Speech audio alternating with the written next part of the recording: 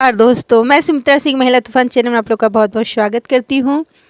जय माता दी। दोस्तों आज की मेरी वीडियो है महागौरी माता की पूजा विधि, रंग, भोग, मंत्र और कथा।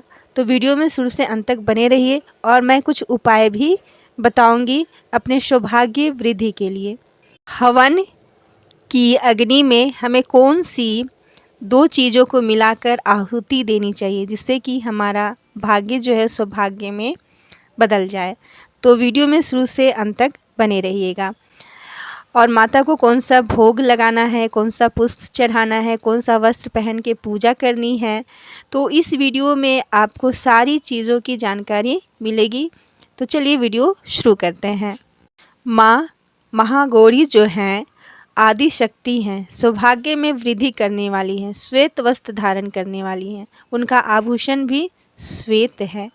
महागौरी, महा का अर्थ है अत्यंत, गौरी में मतलब है श्वेत, और महागौरी की उपमा शंख कुंड से की गई है।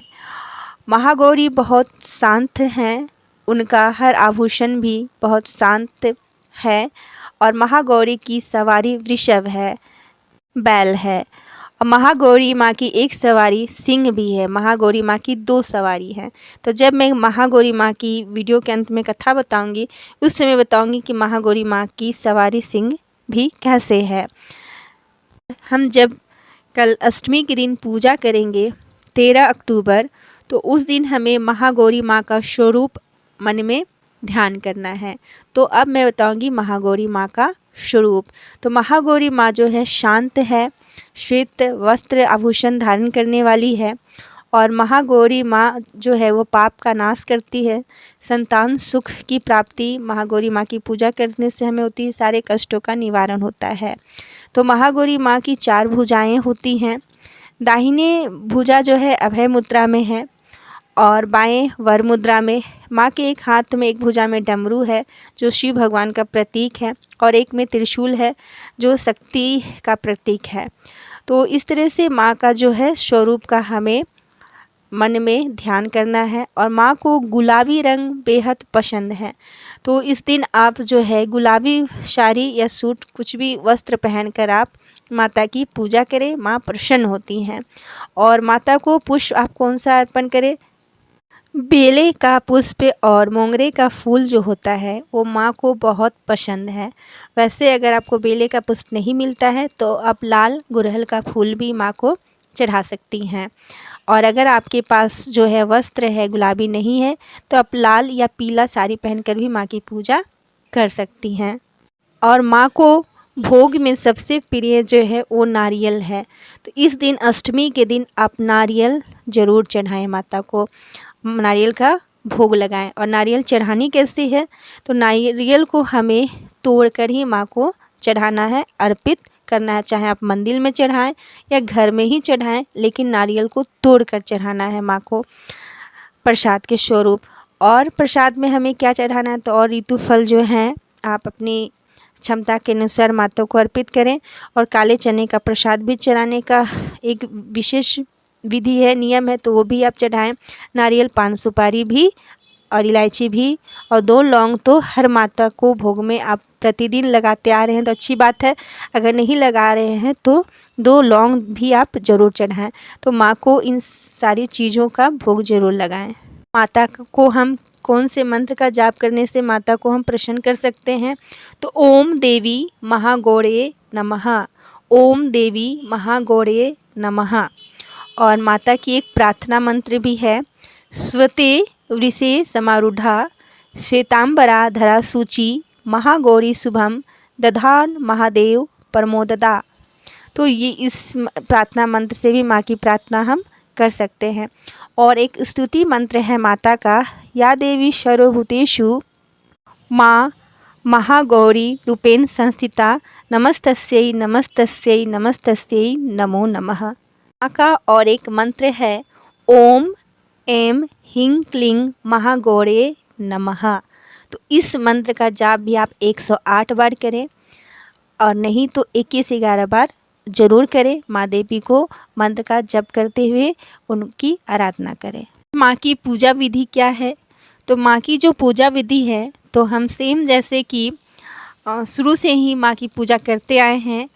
सुबह का जो हमारा जो नित्य कार्य होता है उससे निर्वृत्त होकर स्नान आदि करने के बाद हमें घर में गंगा जल का छिड़काव करना है। माँ के जहाँ पूजा का स्थल है वहाँ भी गंगा जल का छिड़काव करें। उसके बाद एक लाल आसन बिछाकर वहाँ माँ की प्रार्थना या मंत्र का उच्चारण आपको करना है। और सबसे पहले माँ को पूजा में आपको तिलक लगाना है। तो तिलक में मैं एक चीज़ बता दूँ, सिंदूर का आप तिलक बनाएं तो सिंदूर का तिलक में क्या मिलाकर बनाना है तो मैं बताती हूँ।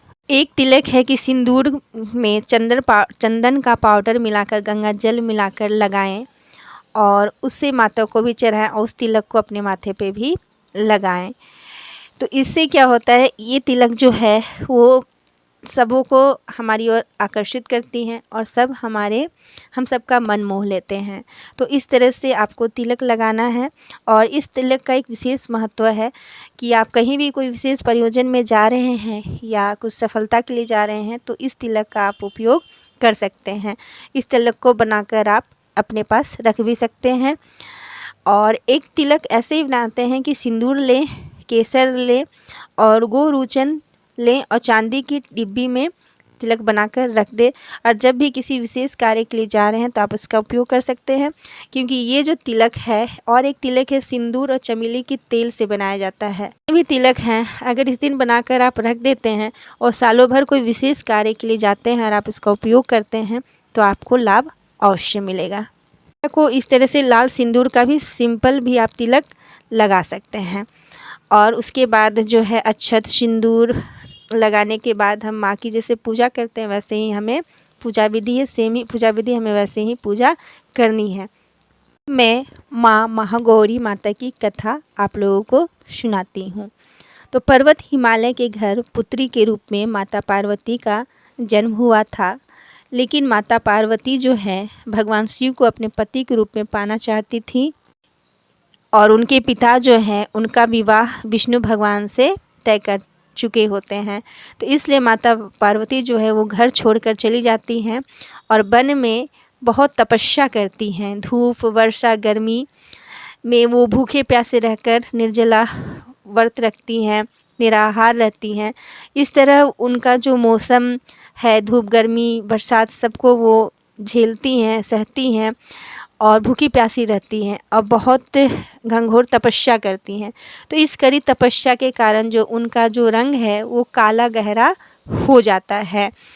तो बाद में शंकर भगवान जो हैं उन्हें गंगा जल से नहलाते हैं या यूँ कहें धोते हैं, तब माँ का जो रंग है वो सफ़ेद हो जाता है और वो गोरी हो जाती है और उनकी काया बहुत सुंदर हो जाती है। तो फिर उनको हम महागौरी नाम से जानने लगते हैं। इस तरह से नवरात्रि के 8वें दिन महागौरी माता की हम पूजा करते हैं। दूसरी कथा भी बहुत प्रचलित है कि एक बार भगवान शंकर जो उनके पति हैं उनके रूप को देखकर काली कहकर माँ पार्वती को चिढ़ाते हैं। तो पार्वती जो है वो बहुत गुस्सा हो जाती हैं, क्रोधित हो जाती हैं और अपनी अच्छी काया पाने के लिए, अच्छी त्वचा, अच्छे रूप रंग, गोरी त्वचा पाने के लिए वो जो है ब्रह्मा भगवान की तपस्या करने लगती है और ब्रह्मा भगवान को अग्र भी देती हैं। तो ब्रह्मा भगवान जो हैं वो प्रसन्न हो जाते हैं देवी माँ पार्वती पे और उन्हें मानसरोवर नदी में स्नान करने की सलाह देते हैं। तो ब्रह्मा जी की आज्ञा अनुसार, सलाह अनुसार माँ पार्वती जो है वो मानसरोवर में नहाती हैं, नदी में स्नान करती हैं। तो इससे उनकी त्वचा जो क्या हो जाती है, श्वेत हो जाती है, गोरी हो जाती है और उनका जो काला गहरा रंग है वो हट जाता है और वो एक सुंदर स्त्री का रूप धारण करती है। इस रूप को हम कोसी की कहते हैं और इसी रूप से कोसी जो रूप उनका होता है, इसी रूप से वो शुंभ निशुंभ का वध करती हैं और शुंभ निशुंभ का वध करती हैं और इसी से महागौरी नाम से उन्हें जाना जाता है। और नवरात्र के 8वें दिन 8वें रूप के स्वरूप में उनकी पूजा की जाती है। और एक कथा माँ गौरी माँ की पार्वती माता की सवारी को लेके है कि माता पार्वती जो है वो जंगल में तपस्या में लीन थी। तो एक सिंह वहाँ आ गया और माता को देखकर उसकी भूख बढ़ गई तो वो माता को खाना चाहता है, लेकिन माँ तपस्या में लीन थी, इसलिए सिंह जो थे उनको खा नहीं पा रहे थे। तो वो सोचे कि जब ये देवी तपस्या से उठेंगी तब इन्हें खा लूँगा, लेकिन देवी जो है तपस्या से उठती ही नहीं है। तो सिंह जो है वहीं बैठ जाता है, और जब माँ तपस्या से उठती हैं तो देखती है सिंह का पूरा हाल है, वो बहुत दुबला पतला हो गया है और बहुत मतलब मुरझा गया है। तो फिर माँ को उस पे दया आ जाती है, इसलिए माता जो है उसको अपने शरण में ले लेती है और अपनी सवारी बना लेती है। तो इस तरह महागौरी माता की 2 सवारी है, एक बैल सवारी है और एक सिंह की सवारी है। तो बस आज तक का वीडियो इतना ही। वीडियो अच्छी लगी हो तो लाइक करें, शेयर करें, कमेंट करें। मेरे चैनल पर नए हैं तो सब्सक्राइब करें। जय माता दी। धन्यवाद।